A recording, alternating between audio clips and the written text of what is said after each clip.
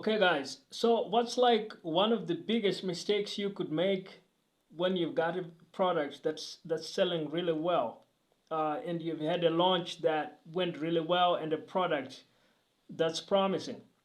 So this is something that we're gonna address, and it's one of those things that you see um, quite frequently. It happens a lot in product launches, whether that's info products or e-commerce, SaaS.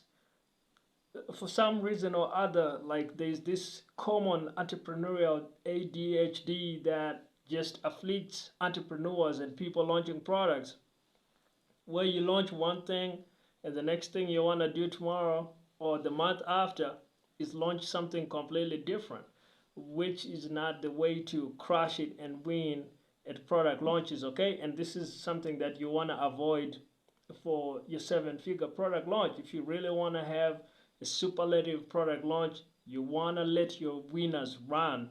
You want to double down on what's working and what's going well. So let me give you just a tip from Frank Kern. I happened to be watching The Great Marketer Frank Kern recently. Something he said about making money, he said, if you want to make a lot of money, make it really fast. One of his consulting things that he does is he looks at a business owner's um, months of like how much money they brought into their business over the last, let's say, the last 12 months, and then he finds out what was the biggest month where they happen to have like a huge bump up in revenue.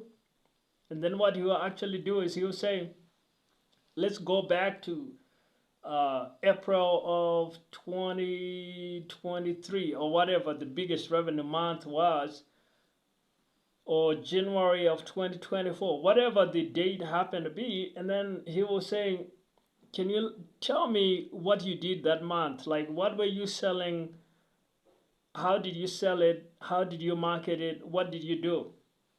And the guy will go, well, I happen to have this product and I send out a series of launch emails. I send out a series of, this is what we did, this is the product, this is how we marketed it, and this is, this is what brought us this big win.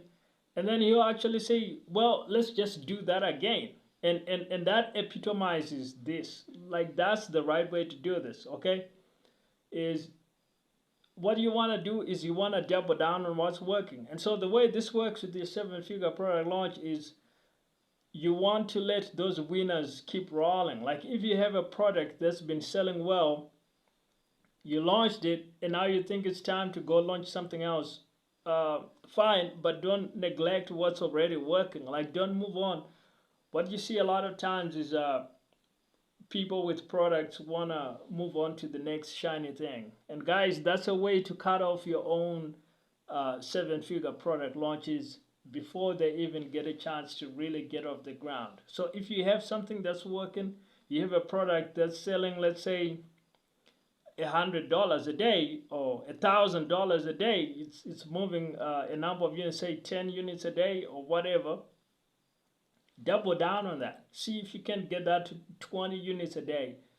And then from 20, see if you can get it from 20 to 30 units a day, to 50 units a day. Like, just double down on the winner, okay? And don't go off and neglect what you've already got working to a certain extent.